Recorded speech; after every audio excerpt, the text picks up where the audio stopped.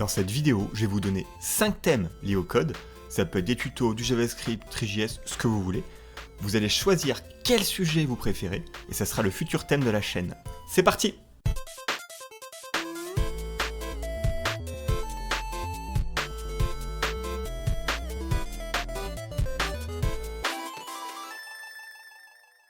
Avant de commencer, je tiens à préciser, la vidéo est faite à l'arrache, c'est pas préparé.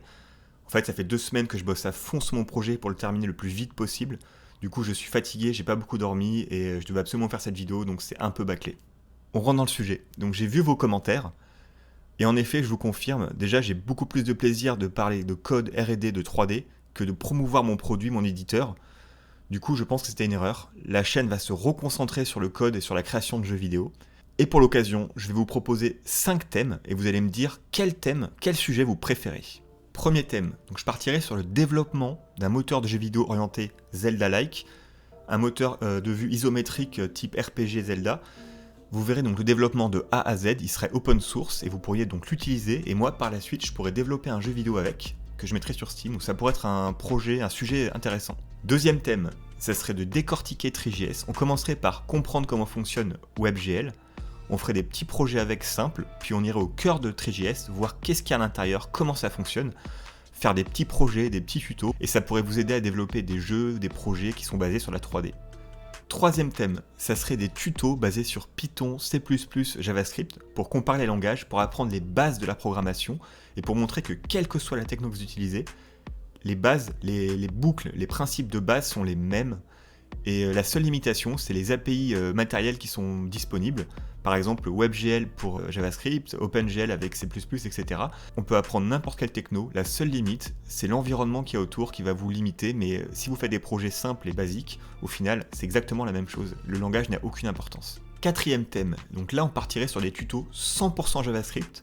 On commencerait par la base de la programmation jusqu'à un niveau un peu plus avancé. On finirait par utiliser des libs, par exemple Svelte, Three.js et autres, des libs pour faire des jeux vidéo, pour faire des applications simples. Et donc là, c'est vraiment pour ceux qui veulent apprendre à coder, faire du JavaScript et s'orienter vers du jeu vidéo. Pour le dernier thème, en fait, il n'y a pas de thème, c'est sujet libre. Je peux vous parler de n'importe quoi lié au code. Comme je l'ai fait pour la conduite autonome, je pourrais faire des vidéos sur des sujets divers, sur l'optimisation, sur par exemple un problème que j'ai résolu sur mon projet qui était un peu technique, vous parler du problème et de comment je l'ai résolu. Je pourrais aussi faire des tutos, enfin bref, je serai totalement libre du sujet pour les vidéos que je vais faire. Donc voilà pour l'avenir de la chaîne. N'hésitez pas à choisir ces thèmes et en rajouter s'il y en a qui peuvent vous intéresser, je verrai si je peux les faire.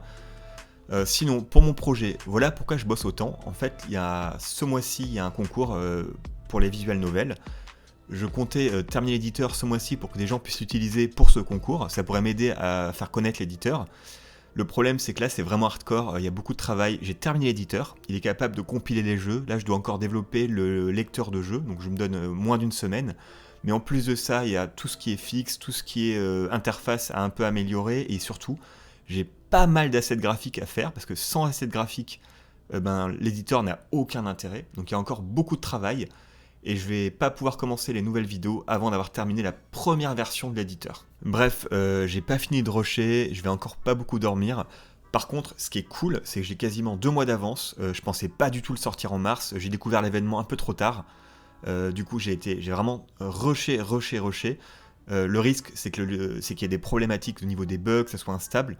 Je vais essayer de corriger tout le plus vite possible, mais bon, je commence à avoir des doutes sur le fait de pouvoir à la fois faire les assets graphiques, développer, corriger, enfin ça me paraît vraiment hardcore. C'est possible que ça sorte, on va dire, au milieu du mois.